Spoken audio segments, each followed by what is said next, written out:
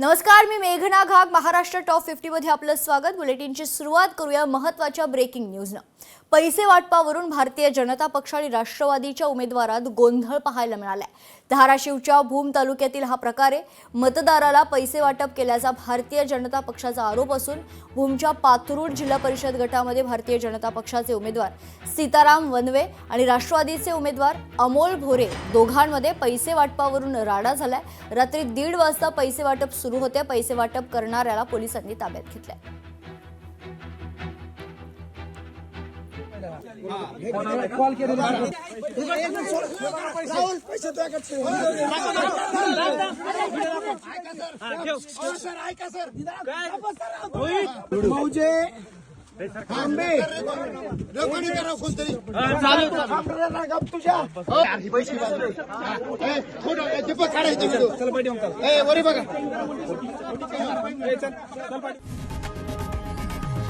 लोकशाही मराठी ऐका, पहा, जागरूक रहा.